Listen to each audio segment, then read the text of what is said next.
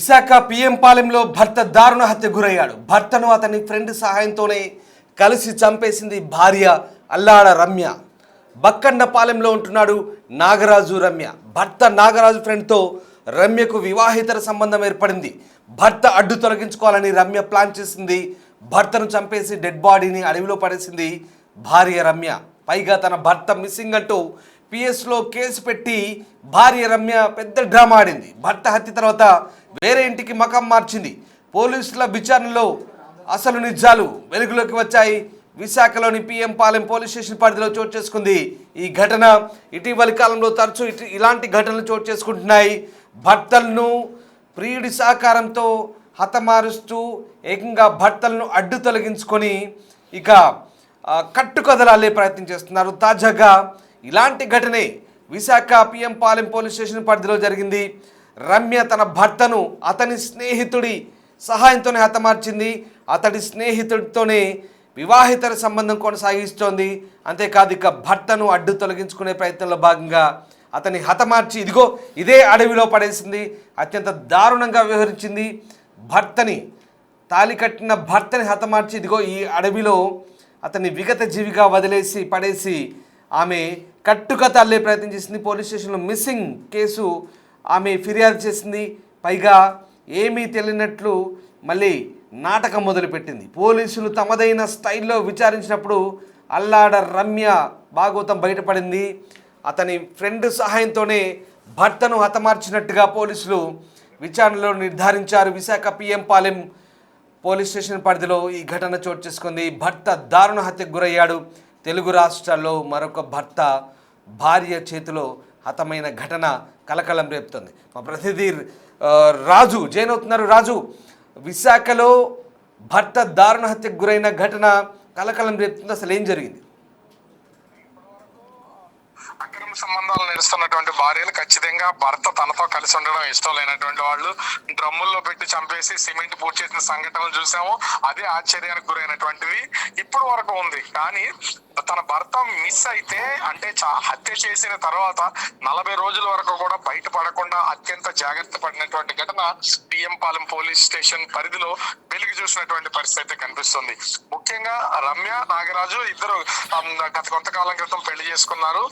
అయితే వేరే వ్యక్తితో అంటే నాగరాజు తన పనిచేస్తున్న చోట తన స్నేహితుడితో కలిసి పనిచేస్తున్న చోట ఒక వ్యక్తి పరిచయం అయ్యాడు. ఆ వ్యక్తి స్నేహితుడిగా మారినటువంటిది అయితే ఉంది. ఇద్దరి మధ్య ఉన్నటువంటి స్నేహం కొంచెం కలిసిమెలిసి తిరుగుతున్నటువంటి నేపథ్యంలో ఆ వ్యక్తి దగ్గర నాగరాజు కొంత నగదు అప్పుగా తీసుకున్నటువంటి పరిస్థితి అయితే ఉంది. డబ్బులు అప్పించినటువంటి నేపథ్యంలో తరచూ నాగరాజు ఇంటికి ఆ వ్యక్తి వస్తూ పోతూ ఉంటున్నటువంటి ఘటన అయితే చోటు చేసుకుంది. ఈ నేపథ్యంలోనే భర్త లేనటువంటి సమయంలో అంటే నాగరాజు ఇంట్లో లేనటువంటి సమయంలో కూడా ఆ వ్యక్తి నాగరాజు ఇంటికి రావడం, ఇంటికి వచ్చిన తర్వాత భార్యతో కలిసి మాట్లాడినటువంటి నేపథ్యంలో ఇద్దరి మధ్యన అక్రమ సంబంధం ఏర్పడినటువంటి పరిస్థితి ఉంది. ఈ అక్రమ సంబంధం నేపథ్యంలోనే గత కొంతకాలంగా ఈ ఇద్దరి మధ్యన ఈ సంబంధం కొనసాగుతున్నటువంటిది అయితే ఉంది. అయితే భర్త వీళ్ళిద్దరి అక్రమ సంబంధానికి ఈ రిలేషన్ కి అడ్డుగా వస్తున్నాడని భావించినటువంటి భార్య రమ్య ఖచ్చితంగా అతన్ని హత్య చేయాలని ప్లాన్ చేసినటువంటి పరిస్థితి ఉంది. ఈ నేపథ్యంలోనే అంటే మనకు అందుతున్నటువంటి సమాచారం ప్రకారం నవంబర్ 29వ తేదీ నుంచి నాగరాజు కనిపించట్లేదు. అతను కనిపించకపోవడంతో ఆమె ఎవరికి చెప్పకుండా ఆమె నివాసం ఉంటున్నటువంటి ఇంటిని ఖాళీ చేసి అక్కడి నుంచి వేరే చోటుకి వెళ్ళి అక్కడ ఒక ఇల్లు అద్దెకి తీసుకుని ఉంటున్నటువంటి పరిస్థితి ఉంది. అయితే కొన్ని రోజుల వరకు అంటే ఇంచుమించుగా డిసెంబర్ నెల వరకు కూడా డిసెంబర్ 9వ తేదీ వరకు నాగరాజు ఎక్కడా కనిపించకపోవడంతో అనుమానం వచ్చినటువంటి నాగరాజు తండ్రి కోడల దగ్గరికి వచ్చి నీ భర్త ఎక్కడికి వెళ్ళాడు ఏంటనే వివరాలు అడిగినటువంటి పరిస్థితి ఉంది.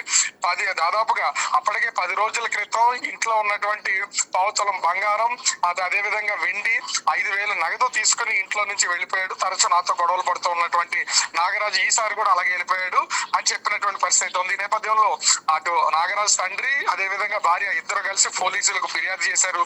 ఈ ఫిర్యాదులో కూడా ఇక్కడ కీలకమైన అంశం ఏంటంటే తనకి ఏమీ తెలియదు అన్నట్లు, ఎవరు పరిచయస్తులు లేరు అన్నట్లు చెప్తూనే ఇంట్లో నుంచి తరచు గొడవలు పడి ఇదే విధంగా డబ్బులు నగదు తీసుకెళ్లిపోతూ ఉంటాడు. బంగారం. ఈసారి కూడా అదే విధంగా బంగారము, అదే విధంగా డబ్బులు తీసుకుని వెళ్ళిపోయాడు. నాగరాజు ఆచూకీ తెలుసుకుని అతని దగ్గర ఉన్నటువంటి బంగారు నగలు, డబ్బులు తిరిగి నాకు ఇప్పించవలసింది కానీ పోలీసులకైతే ఫిర్యాదు చేసినటువంటిది అయితే ఉంది. ఇందులో ట్విస్ట్ ఏంటంటే నాగరాజు తండ్రి వచ్చి తన కొడుకు ఎక్కడ ఉన్నాడని నాగరాజు భార్యను అడిగే వరకు కూడా విషయం బయటికి వెళ్లకుండా అత్యంత జాగ్రత్త పడినటువంటి పరిస్థితి అయితే ఉంది. అయితే పోలీసులు భార్య పైన అనుమానం ఉంది. ముఖ్యంగా ఇన్ని రోజులు కూడా చెప్పకుండా దాచినందుకు అనుమానించినటువంటి నాగరాజు తండ్రి పోలీసుల్ని ప్రత్యేకంగా కలిసి తన కొడుకు చనిపోవడం వెనక కోడల హస్తం ఉండి ఉంటుందని అనుమానం వ్యక్తం చేసినటువంటి పరిస్థితి అయితే ఇక్కడ పోలీసుల విచారణలో తేలినటువంటిది అయితే ఉంది. అయితే గడిచినటువంటి 40 రోజులుగా విచారణ చేస్తున్నటువంటి పోలీసులు ఇల్లు ఖాళీ చేసి వేరే చోట అద్దెకుంటున్నటువంటి పరిసరాల్లో ఉన్నటువంటి స్థానికుల్ని విచారించగా స్థానికులు కూడా కొత్తగా అద్దెకొచ్చిన ఆమె ఇంటికి ఎవరో అపరిచిత వ్యక్తి వస్తున్నాడని సమాచారం ఇచ్చినటువంటి నేపథ్యంలో అటు నాగరాజు స్నేహితుడిని కూడా పోలీసులు విచారణ చేశారు. అయితే నిన్న నాగరాజు భార్య రమ్యను, అదే విధంగా తన స్నేహితుడిని అక్రమ సంబంధం ఉన్నటువంటి ఇద్దరిని పోలీసులు అదుపులో తీసుకుని విచారణ చేసినటువంటి నేపథ్యంలో నాగరాజు మృతదేహం ఎక్కడుందనేది విచారణలో తేలినటువంటి పరిస్థితి ఉంది. రాజు మనం కొన్ని దృశ్యాలు చూస్తున్నాం. అడవిలో మృతదేహాన్ని పడేసినట్టుగా కూడా మనకు పోలీసుల విచారణ వెల్లడైంది. ఆ అడవికి సంబంధించిన దృశ్యాలు చూస్తున్నాం. ఎలా అంటే ఆ వ్యక్తి సహాయంతో ఈ డెడ్ బాడీని ఎలా పడేయగలిగింది, ఎంత ధైర్యంతో ఈ పనిచేసింది, అసలు దీనికి సంబంధించి స్థానికంగా పోలీసులు ఎలాంటి వివరాలు వెల్లడిస్తున్నారు? ముఖ్యంగా ఈ హత్య జరిగిన దాని వెనక నాగరాజు భార్య రమ్య, అతనితో అక్రమ సంబంధం పెట్టుకున్నటువంటి వ్యక్తి, అతనికి సంబంధించినటువంటి మరొక ఇద్దరు స్నేహితులు, మొత్తం ఈ నలుగురు కలిసి ఈ హత్య చేసినట్లుగా పోలీసుల విచారణలో తేలింది.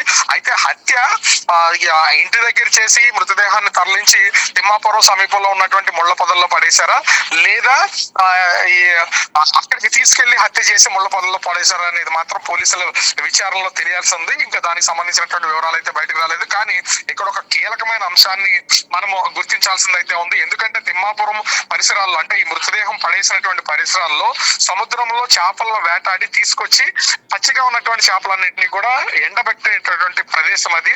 అంటే అక్కడ ఖచ్చితంగా విపరీతమైనటువంటి చేపల వాసన వస్తూ ఉంటుంది. ఈ మృతదేహాన్ని ముళ్ల పొదల్లో పడేసినా కూడా ఆ చేపల వాసనకి ఈ మృతదేహానికి సంబంధించినటువంటి ఆ స్మెల్ అనేది తెలియకుండా జాగ్రత్త పడే నేపథ్యంలోని మృతదేహాన్ని అక్కడికి తీసుకెళ్లి పడేసినట్లుగా తెలుస్తుంది. దీంతో ఆ నాగరాజుకి సంబంధించినటువంటి ఆచూకీ 40 రోజుల నుంచి తెలియలేదు. అయితే భార్య రమ్యను, అదే విధంగా అతన్ని ఆమె అక్రమ సంబంధం పెట్టుకున్నటువంటి వ్యక్తిని అదుపులో తీసుకుని విచారణ చేసిన నేపథ్యంలో విషయం బయటపడింది. వాళ్ళ సమక్షంలోనే ఆ సంఘటనా స్థలానికి వెళ్లి మృతదేహాన్ని పోలీసులు అయితే తీసుకున్నారు, స్వాధీనం తీసుకున్నటువంటిది అయితే ఉంది. మృతదేహం కూడా పూర్తిగా దాదాపుగా 40 రోజులు అయినటువంటి నేపథ్యంలో పూర్తిగా అంటే అది డీకంపోజ్ అయిపోయినటువంటి పరిస్థితి ఉంది. ప్రస్తుతం పోస్ట్ మార్టం కోసం హాస్పిటల్కి తరలిస్తున్నటువంటి పరిస్థితి కనిపిస్తుంది. Right Raju, thanks for the update. ఎంతకు తెగించిందో చూడండి, భర్తను చంపి ఏకంగా అడవిలో పడేసింది. మరి తెలివిగా వ్యవహరించింది, అత్యంత తెలివిగా వ్యవహరించింది. అక్కడ జాలార్లు పట్టిన చేపలు ఏవైతే ఉంటాయో ఆ ప్రాంతంలో, ఆ అటవీ ప్రాంతంలో ఆ చేపల్ని అక్కడ ఆరబోస్తుంటారు. సో వాటి స్మెల్ కూడా ఎక్కువగా వస్తుంది. అదే ప్రాంతంలో భర్త మృతదేహాన్ని వేస్తే గనక ఖచ్చితంగా ఎవరు గుర్తుపట్టరు, దానికి సంబంధించిన స్మెల్ కూడా రాదని భావించిందేమో బహుశా. ఆ అటవీ ప్రాంతంలోనే అక్కడ వేసింది. 40 రోజులుగా ఒక వ్యక్తి డెడ్ బాడీని ఎవరు గుర్తుపట్టలేని పరిస్థితి అటవీ ప్రాంతంలో. పూర్తిగా అది కుళ్ళిపోయిన స్థితిలో ఉంది. అయితే ఆమె వ్యవహార శైలిపై అనుమానం వచ్చిన ఆమె మామ ఎవరైతే ఉన్నారో ఇచ్చిన కంప్లైంట్ ఆధారంగా ఆమె ప్రియుడిని విచారించిన క్రమంలో మొత్తం వ్యవహారం బయటపడింది.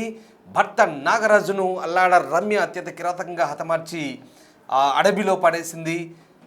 మొత్తం మీద పచ్చని సంసారంలో నిప్పులు పోసుకుంది. ఇలాంటి వ్యవహారాలతో ఒక్కసారిగా కొన్ని ఘటనలు చూస్తే కనుక ఈ భార్యాభర్తల మధ్య సంబంధాలు లేదా కుటుంబ వ్యవస్థలో చోటు చేసుకుంటున్న పొరపచ్చాలతో ఏకంగా ఇష్టం లేని వ్యక్తుల్ని అడ్డు తొలగించుకునేందుకు కూడా వెనుకాడట్లేదనే అంశాలు బయటపడుతున్నాయి, నివ్వెర గొలిపేలా చేస్తున్నాయి.